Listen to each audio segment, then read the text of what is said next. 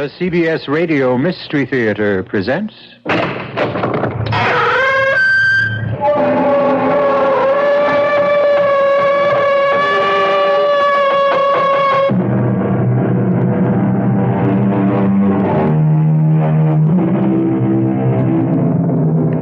Come in.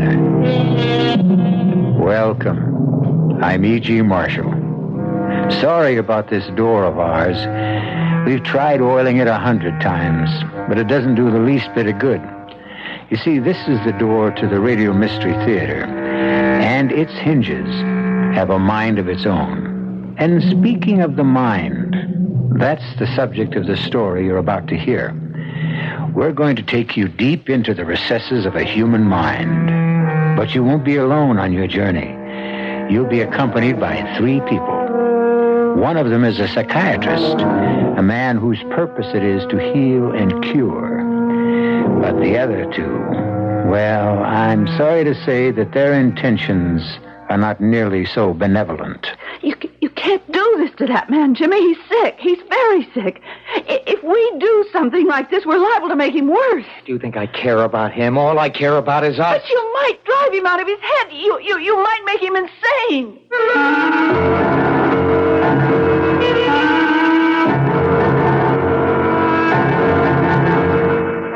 Our mystery drama, The Case of MJH, was written especially for the Mystery Theater by Henry Slessor and stars Augusta Dabney. It is sponsored in part by Anheuser-Busch Incorporated, Brewers of Budweiser, and Buick Motor Division.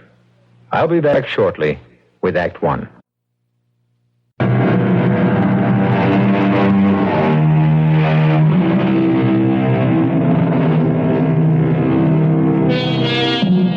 The mood of a psychiatrist's office is very special. A quiet mood, which gives no hint of the raging storms contained in the minds of those who lie on Dr. Vernon Cooper's leather couch and murmur their way through the secret fears and hidden angers of their lives. I must have been, 20 or 21, something like that. That was when I started putting on the pounds. My God, I put on weight so fast I had to get rid of a suit I'd bought only 2 months before. It was, like you said, I got myself into a spiral. I couldn't get out of it. I didn't have any friends. I didn't think any girl would look at me twice fat as I was. And the more I felt deprived, the hungrier I got. And the more I ate, and the more I ate, and... Oh, listen, I must have told you this story a dozen times, Dr. Cooper. No, it doesn't matter. It's like a waste of money, isn't it?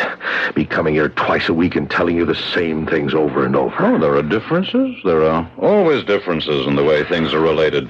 Those differences can be very significant. Well, maybe. Why are you looking at your watch? Oh, I tell my time's up, isn't it? Yes, but why not let me tell you when the hour's up? I guess I'm just anxious to get out of here. I've got something to do this evening. Business appointment? Well, like you said, Doctor, the hour's up. I don't have to say any more, do I? All right, Mr. Harrison.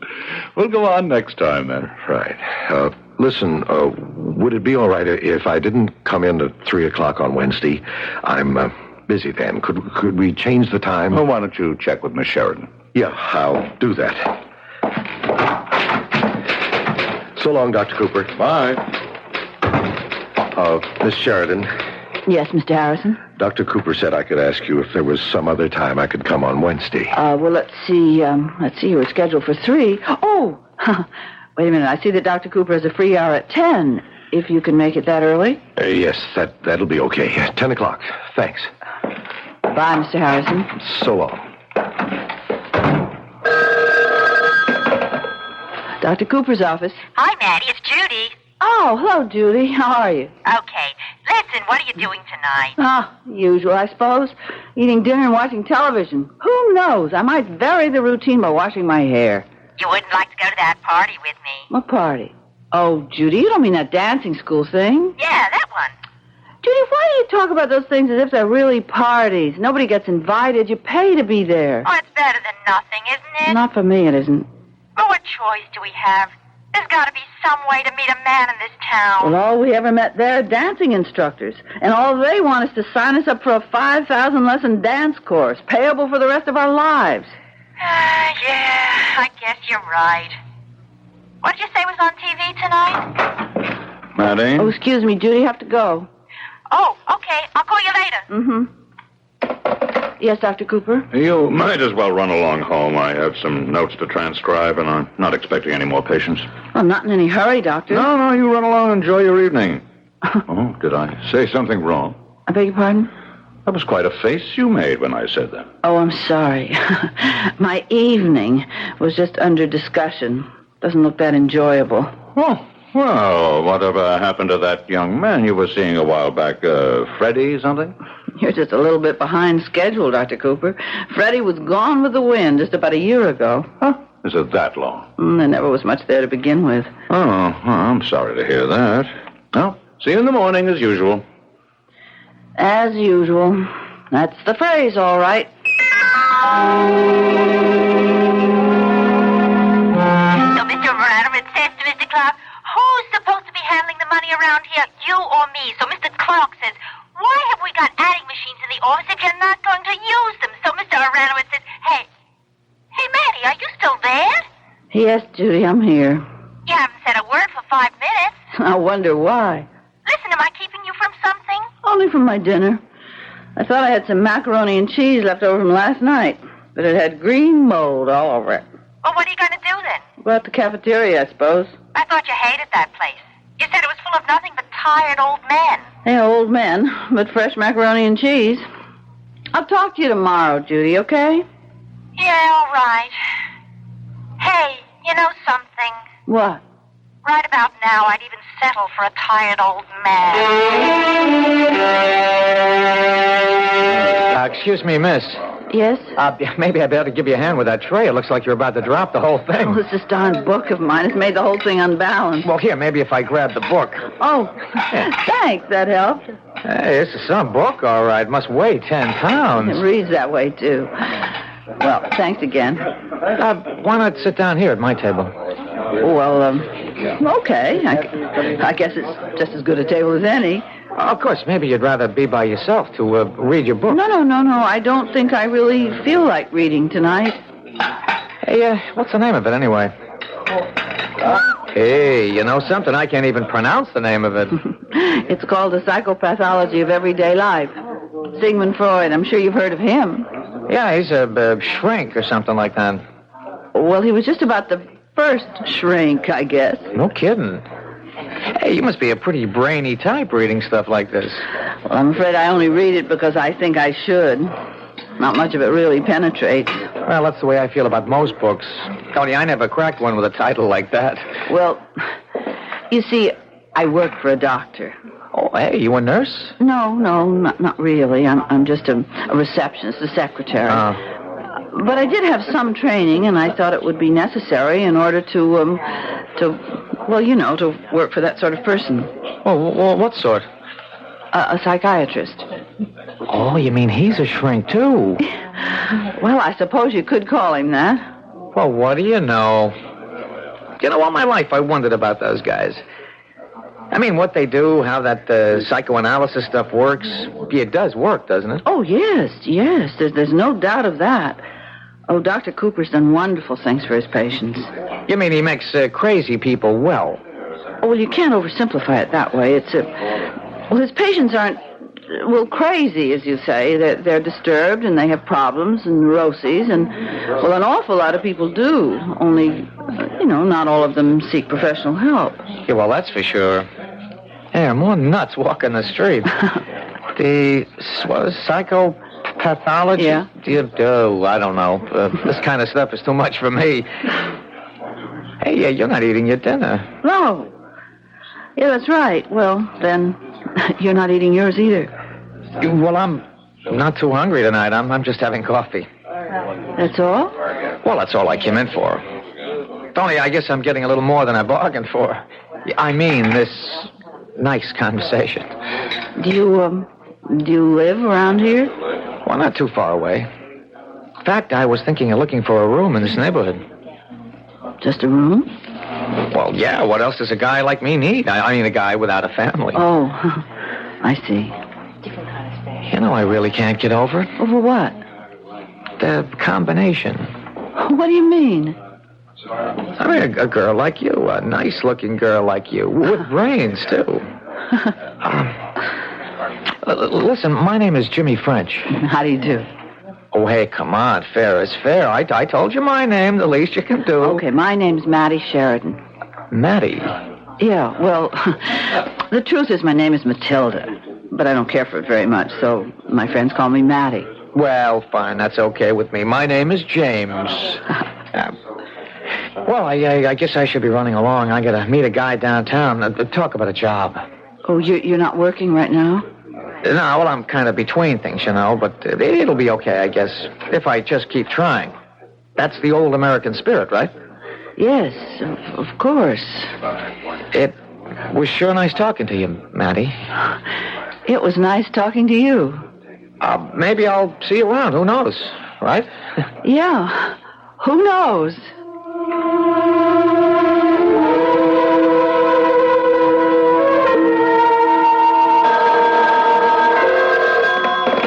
Dr. Cooper's office. Oh, yes, Mr. Harrison. No, the doctor hasn't come back from lunch yet. Oh, I'm sorry. Well, I'll tell the doctor that when he arrives. Now, will you be able to make your next appointment? Fine. I'll tell him, Mr. Harrison. Oh, Dr. Cooper. Sorry I'm back so late, Matilda. Mr. Harrison isn't here yet, is he? No, he just called this minute. He said he wasn't feeling very well, and he won't be able to make it today. Oh, yeah, I was afraid of that. Did he say what was bothering him? No, that's all he said. But he promised that he'd be here for his next appointment. You look worried, Doctor. Yeah, I am. Worried about that man. Sometimes I almost feel I should arrange another doctor for him. He just isn't making the progress I hoped for. Oh, well, if he calls again, put him through directly to me. Tell him I could fit him in tomorrow if he wants. Yes, Doctor.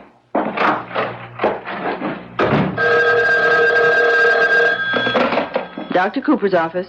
Hi, is this Mattie? Yes? Who's this? Hi, Mattie. It's Jimmy French. Remember me? Yes, I remember. Hey, how did you know where to reach me? Well, I remembered what you said about this Dr. Cooper. I just looked you up. Oh. Listen, I hope you don't think I'm fresh or anything, but I was wondering if maybe you'd see me sometime. Like tonight. Well, I really don't know. It's sort of short notice. Yeah, I guess it is. I don't blame you for saying no. Oh, well, I didn't say no. I just meant that I was going to stay home and do some ironing, but I guess that can wait. Hey, you mean it? Yeah, of course I do. Do you think you can pick me up at my apartment? Well, sure. Where is it? It's 915 Southern Avenue on the first floor. Apartment 2A. Is 7:30 okay? 7:30's fine. Oh, great. I'll see you then, Mattie.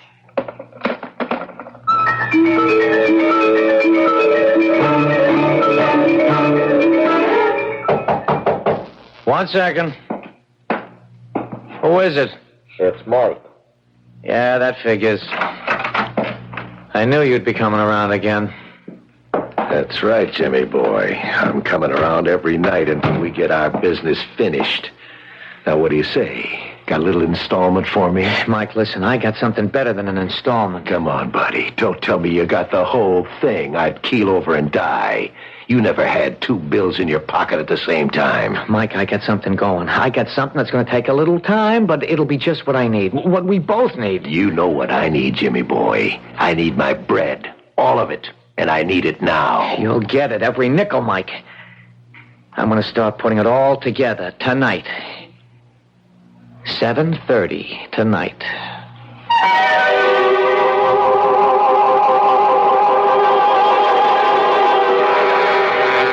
Something tells me that Jimmy French isn't the best person that Mattie Sheridan could have met in the cafeteria that night.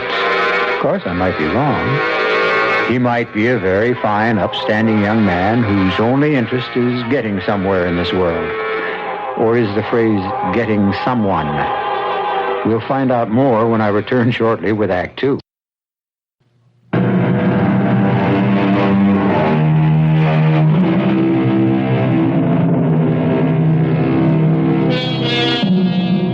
Mattie Sheridan has had a remarkable evening. Remarkable simply because a man, young, attractive, and unmarried, has sought her out, treated her to dinner, taken her to a movie, and is now walking her back home. Not a very noteworthy event for many women, but for Mattie Sheridan, after a year of loneliness, a most significant evening indeed. I don't think you really liked the movie, Jimmy. Yeah, it was okay. You seemed awfully fidgety. I like it that way sometimes, fidgety. I don't know, maybe it wasn't the best way to, well, you know, get to know somebody just by sitting in a movie house watching a picture. I see. Oh, what happened about that job?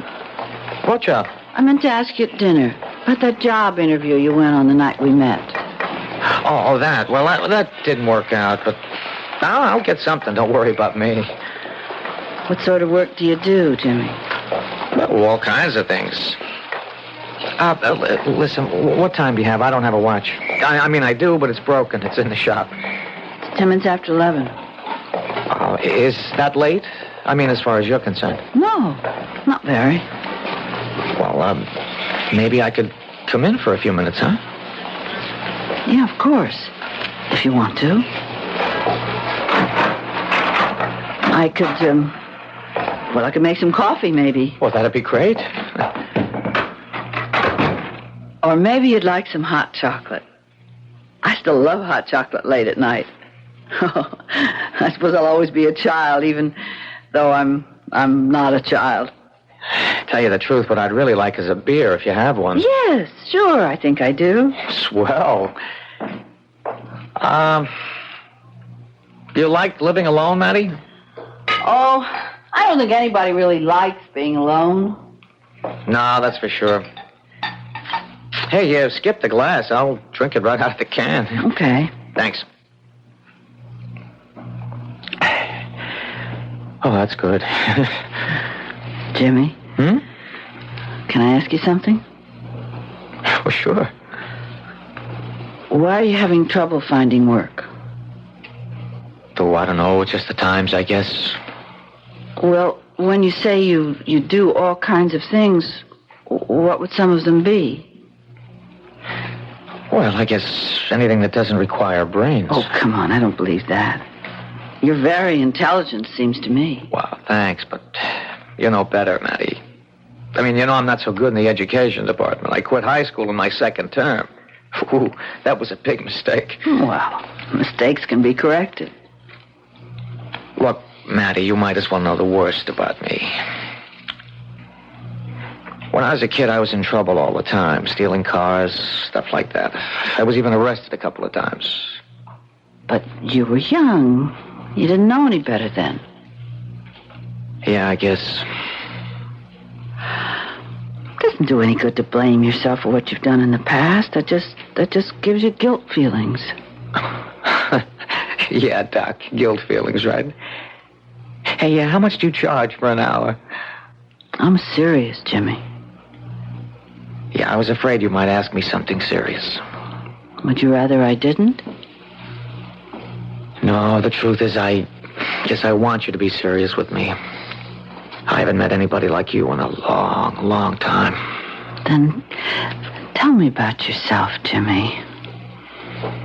Okay. Why, you want to hear the rough part? I'm a nothing.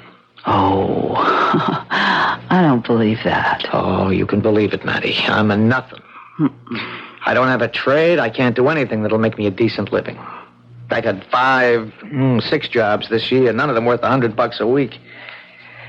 I'm not the kind of a guy who can, well, take a girl to fancy places, stuff like that. I don't like fancy places myself. Yeah, but you deserve something a lot better than cafeterias. I mean, you're really something special, Mattie. Didn't you know that? Me? Listen, I never thought a girl like you would look at me twice. But why? Oh, come on. You know, you're a million times smarter than me. Look, maybe I'd better be going. Well, you haven't even finished your beer.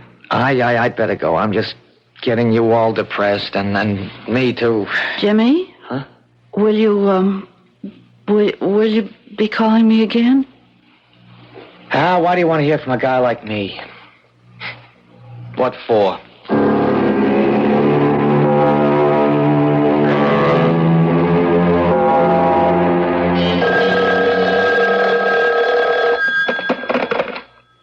Hello? Maddie? Who is it?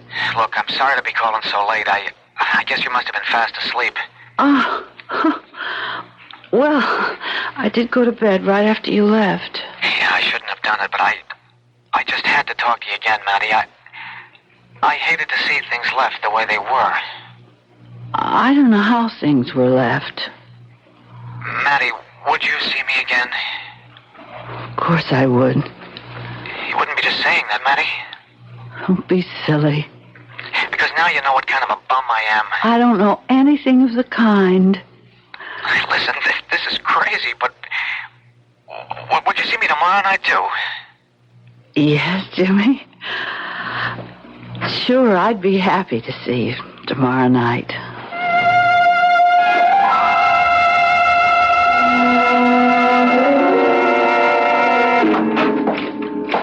Mr. Harrison not here yet? No, Doctor. I should have guessed that he'd be late. He always is recently. Dr. Cooper. Yes, Maddie. About tonight. I know we usually work a bit late on Fridays, but I was just wondering if I could leave at 5:30. Well, yes, of course.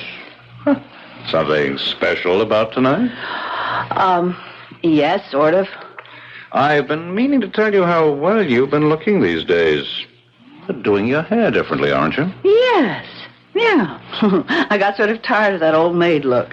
Now, if I had to give a professional opinion, I might diagnose a condition of the heart. All right. I'm here. I suppose you're all upset because I'm late. Oh, no, Mr. Harrison, not at all. Please come in.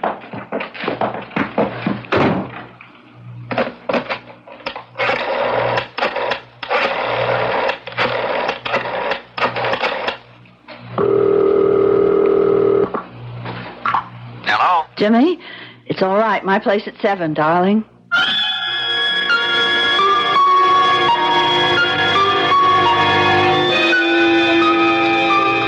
Here we are. Roast beef, specialty of the house. Yeah, looks good. Would you pour the wine, darling? Uh-huh. You do like roast beef, don't you, Jimmy? Yeah, sure. Not too well done, is it? Oh, my oven heats up like Vesuvius sometimes. No. It's just right. Hey, Jimmy, what is it? Now, look, I can see that something is the matter. Well, nothing's the matter. The roast beef is great. The table looks terrific. You look sensational. The only thing wrong with this whole thing is me. What are you talking about? I'm talking about me, Maddie, about me and you and all the talk about, the future. I don't know what made me start that junk.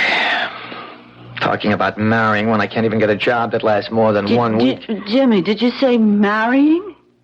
Well, sure. What else? That's what I want for us, Maddie, more than anything. But you've never mentioned that before. How could I? What right did I have? I've been thinking about it so much I'm sick. You know how that is. You can think about something and get sick. Head aches right now. Oh, darling, poor boy. Why didn't you say something? No, it's not a case for an aspirin. It needs another kind of pill.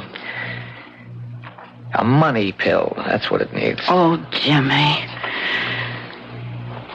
Maddie, I told you a lie. I told you that I was a wild kid, a bad kid. That was a lie. I was just an ordinary kid. The guy I described, the crook, the punk who stole cars, the guy who got himself arrested twice. That's me now, Maddie. Right now. You don't mean that. I'm telling you the truth about myself. I'm not just a crook. I'm a cheap crook at that. Oh, I just don't believe that. Well, you better, for your sake. It's even worse than you know. I'm not just broke. I'm in debt. I've been living on borrowed bread. If I don't pay it back, I'll either go to jail or get my head busted in. Oh, Jimmy, no. Well, that's what they do to guys like me. Jimmy, listen. Listen, I have some money saved. I have a little over $300. I owe $8,000, Matty. What? I owe $8,000. How do you like them apples? Oh, Jimmy. Yeah, I'd be some husband for you, wouldn't I? Best thing for you is to lose me, honey. Lose me. But I don't want to lose you. There has to be something that can be done, Jimmy. Well, yeah, maybe. I've been thinking about it a lot. What have you thought? I thought that... What? I can't even tell you Oh, about please, come on, you have to. it. Okay. It's the only time I'll ever ask you to do something like this because I'm going to change right after it's over. I'll change, Matty, so help me. After what's over? One more job. Only one, I mean it. But it's got to be something worthwhile. Now, Matty, I want you to bring me the files from the doctor's office. What? I want you to bring me his files, as many as you can carry, only the current cases, the people he's had recently. But, Jimmy, Now, let me finish. I want to borrow those files just overnight. I'll go through them real quick, so fast you can have them back in the drawers by morning. Who knows? Maybe I'll find what I'm looking for right away. Well, what are you looking for? What good will Dr. Cooper's files do you? It's just an idea I got. I mean, this analyst stuff is pretty personal, isn't it? I mean, they have to tell the doctor everything, don't they? Yes, of course. There can't be any secrets from an analyst. That would defeat the whole purpose. Right. No secrets. So if I could see the doc's notes, if I could read through them, well, there's bound to be plenty of stuff they'd like to hide, stuff they'd pay money to keep quiet. Jimmy, you're talking about blackmailing. Your boss has a lot of rich patients, hasn't he? Now, you told me how much this analysis stuff costs. I mean, $60 an hour. They're going to be loaded, Jimmy, right? please don't ask me to do this. Honey, they can afford a few grand. It wouldn't hurt them to part with a few grand. If I could just get enough to pay off the loan and maybe a little extra for us to get started. No, I won't, Jimmy. I can't, I won't. You won't even listen to me. You won't even give me a chance. I couldn't do such a thing. I just couldn't.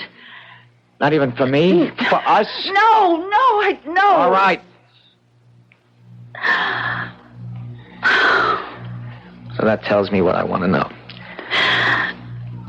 Yeah, I guess you want me to beat it out of here right now, don't you? No, I didn't say that either. It just can't be both ways. It isn't fair. It just isn't fair to ask me to do such a thing. It isn't... So long, Matty. I'm sorry about the dinner. You went to a lot of trouble, but I just don't have any appetite. Jimmy?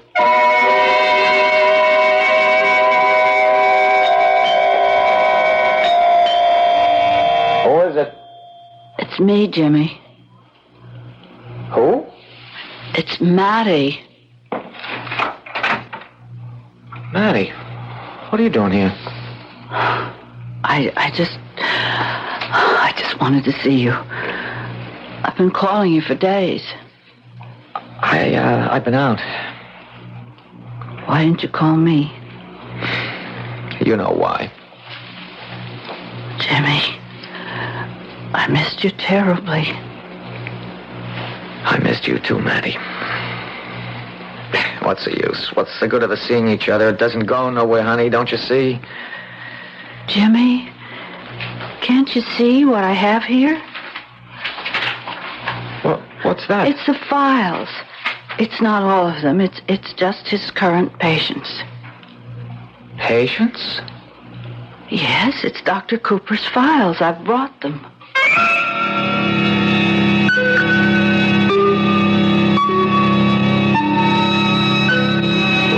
Well. They say that love is blind. But in this case, you might also say that love is just a little bit larcenous, too. No, we won't pass judgment on Matty Sheridan. We know the pressures that she faces. But who knows who else is going to be pressured as a result of this night's work? We'll find out very soon when I return with Act 3.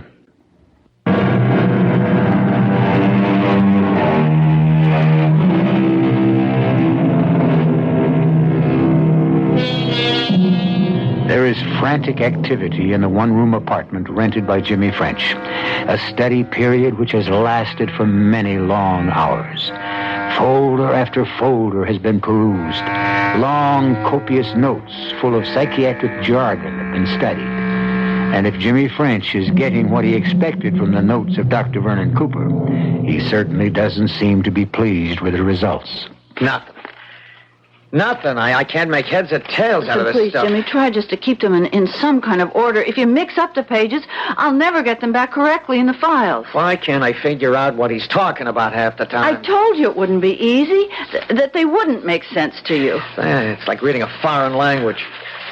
Wait a minute. What are those type pages? Well, they're transcripts of conversations. They're taken from a tape recorder. Well, Dr. Cooper doesn't always tape what his patients are telling him unless he thinks it's important. Oh, boy, this looks like a long night. I haven't even eaten yet, have you? No, I came right from the office. Oh, I got some hamburger meat in the refrigerator. You want me to fix it? That'd be great. All right. Maddie? Yes? Look, I know how you feel about this, but you're not doing your boss any harm. These files will be back where they belong tomorrow morning. You're all right, Jimmy.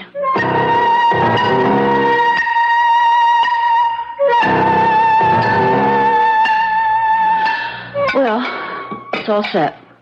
I couldn't find any hamburger rolls, so I hope white bread will do. Maddie, I think I got it. I think I found the one. You did? He doesn't mention the guy's name, just his initials. MJH. Now, who is he? Do you know? Who's MJH? Oh, Jimmy. No, not that one. Well, why not? Who is he? Because his name is Harrison. It's Martin J. Harrison, and he's in Wall Street. And I suppose he's very wealthy, but he's such an unhappy man. Jimmy, don't make it any worse. He doesn't sound so unhappy to me. You read the stuff about him? No, I don't know anything about him. Dr. Cooper types his own notes. They're confidential. Well, I'll tell you one thing about the guy. He's got a girlfriend. He does? How old a guy would you say he is? Oh, I don't know. I suppose he's close to 60. Well, guess how old Diana is. That's her name, Diana. She's 18 years old. How about that? 18 years old. And, of course, he's married, isn't he? Yes, he's married. Diana. 18-year-old Diana. Boy, you should read the way he talks about her. You put the stuff in a book, you'd have a bestseller. Maddie, tell me more about this guy. I don't know any more about him. All I know is that Dr. Cooper worries about him a lot. He says he's one of his most difficult patients. Yeah, I can see that. Sometimes he said that he shouldn't be treating Mr. Harrison, that he isn't helping him enough. Well, maybe we can help him. Maybe we can help ourselves. Oh, Jimmy. All this is so horrible.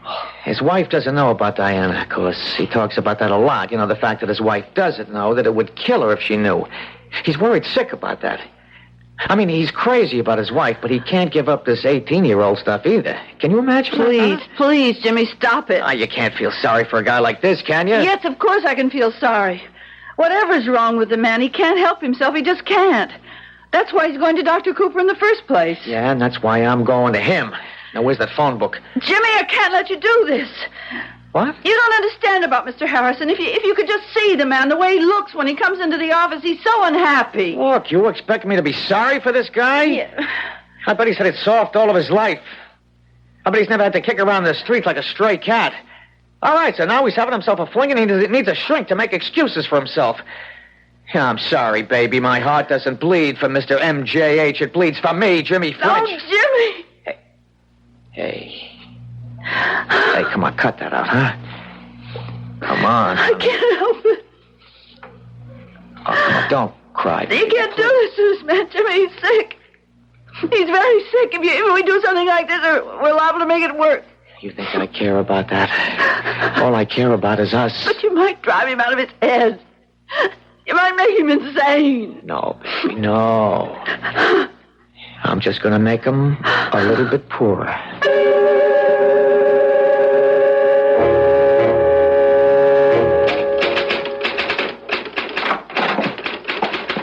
Oh, good morning, Mr. Harrison. Morning. I'm glad you were able to keep the appointment. Is the doctor in? Yes, I'll tell him you're here. Dr. Cooper, Mr. Harrison's arrived. Yes, I will. You can go right in, Mr. Harrison. Thanks. Please come in, Mr. Harrison. I suppose you've got a few nasty things to say to me today? Well, why would you think that? Oh, because of the appointments I've missed. Or maybe it doesn't matter to you. You get paid no matter what, right? Probably a relief to you when your patients don't show up. Please lie down, Mr. Harrison. All right.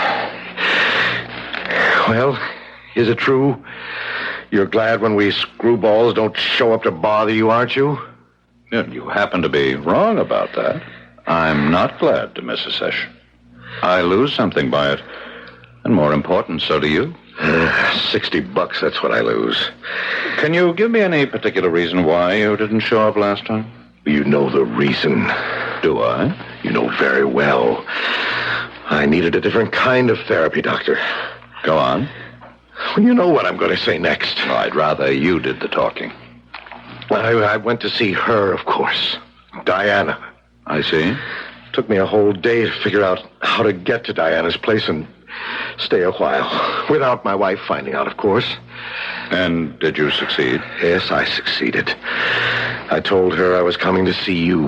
That's always a good excuse, of course, going to see my analyst. So you see, you do come in handy sometimes, Dr. Cooper. You're worth $60 an hour even when I'm not here lying on your couch. I'm on somebody else's couch. You don't really consider me an excuse, do you, Mr. Harrison? No, that's not what I meant, Doctor. You know what I meant. Please continue. Anyway, I made sure that Elizabeth didn't know where I was. I always have to make sure of it, that she doesn't suspect anything. I told you what it would do to her. She's a sick woman. That heart of hers is held together with tissue paper. Did I ever tell you how sick she is? Yes, you've told me. It would kill her if she found out about Diana. She'd just lay down and die. I can't have that happen, Doctor. She's everything to me. She's my whole world. Oh, I know what you're thinking. If she's my whole world, what am I doing with Diana? That's what you want to know, isn't it? If you can answer the question, please do. That's just the thing. I can't answer it. I don't know. Every time I see that rotten little 18-year-old tramp. Tramp, that's all she is. Jailbait. And yet you continue to see her. I've got to. I can't help it. I've got to go on seeing her, Dr. Cooper. She's got a spell on me. A hex of some kind, I swear it. And yet, oh, God, if Elizabeth ever knew, if she ever found out, it would kill her. My wife would die. And then I'd die, too.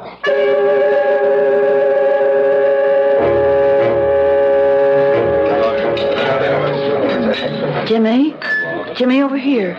Oh, hi, honey. How are you? I'm scared. I'm terribly scared. Oh, now, forget that stuff. You got nothing to be scared about. Why didn't you call me all day? Don't you realize what I was going through? Well, I was too busy. Jimmy, please tell me what's happening. Okay, I'll tell you exactly. I called Mr. Harrison. You really did? I called him in his office. I told him I know all about his little 18-year-old and that if he didn't want his wife to find out... Oh, dear Lord. Now, listen, tell me about Dr. Cooper. Everything's okay there, isn't it? If you mean the files...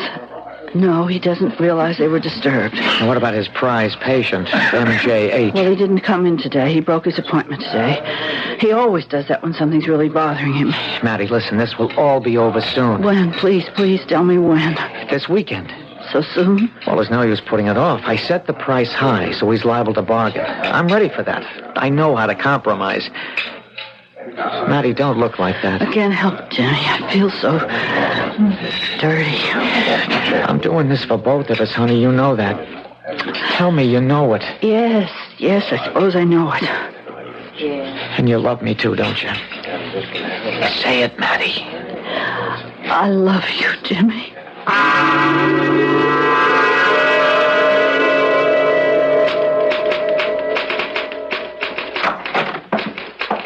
Morning, Maddie. Morning, Dr. Cooper. How are you? Oh, not very well this morning, I'm afraid. Why? What's wrong? Well, I gather you haven't heard the bad news. No, I haven't. It appears that I've lost a patient. Who is it? My problem patient. Oh, I should have known better. I should have realized that he needed more help than I was able to give him. Then this might not have happened. You don't mean Mr. Harrison? Yes, Mr. Harrison. I knew there was a dark and dangerous force within him, that it was getting closer to the surface every day, but I never expected anything like this. What happened? He killed a man, Mattie. He what? I saw the violence in him, but I didn't foresee this. Who did he kill? A blackmailer. Man's name was French, James French. He was threatening to tell Harrison's wife about a young girl Harrison was in love with. Harrison wasn't going to pay him. Harrison went to see the man, and he brought a gun with him. He shot him dead, and now the police have arrested him. Dear God. A blackmailer. I can't understand it. I can't understand where he could have learned such a thing. How he could have made such a terrible mistake. A mistake? What do you mean? Well, I mean, there was no cause for blackmail, Mattie. No real cause, only the dark fantasies in his own soul. Fantasies? There was no girl named Diana. It was only Harrison's delusion, only a creation of his own guilt-ridden mind. She wasn't real? He was guilty about something that never existed. And when a blackmailer threatened him, he protected his delusion with murder, the ultimate rationalization.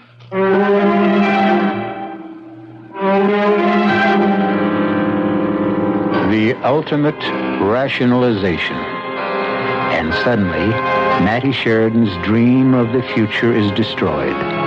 But then, her dream was a rationalization too, wasn't it? She'd convinced herself that true love was more important than truth. Now, of course, she'll never know whether the love of Jimmy French was true or not. At least she's spared that cruelest of all fates. We'll be back shortly.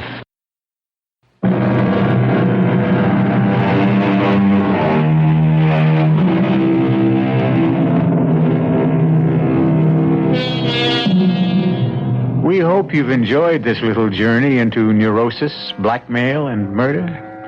They're the typical sort of menu on the Radio Mystery Theater, as our loyal audience has already discovered. We plan to bring you more of the same bill of fare in the future. Now, if you'll excuse me, I have to see if I've managed to oil the creak out of our door. Our cast included Augusta Dabney, Jack Grimes, Alan Hewitt, Robert Maxwell, and Joan de Marais. The entire production was under the direction of Himan Brown. Now, a preview of our next tale. There's nobody in there. I'm telling you, there's nobody in there. What happened to my husband? What did they do to my husband? Now, calm down, ma'am. Think. Aren't you sure this is the same? I'm sure. I know. Don't you try to talk me out of it. I know. I was here exactly 1.5 hours ago. I was here.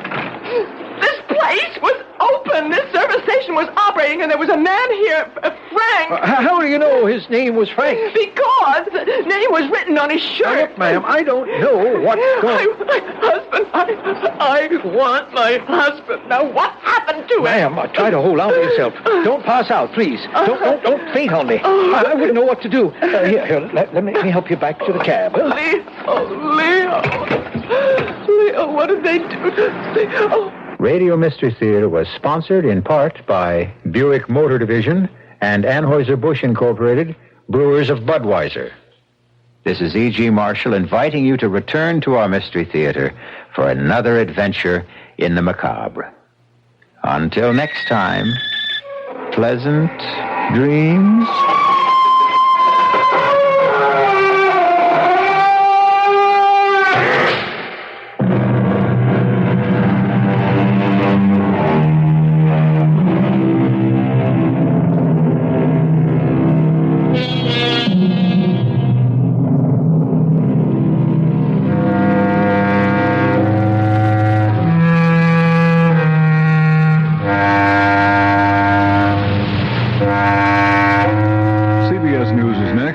WBBM Chicago.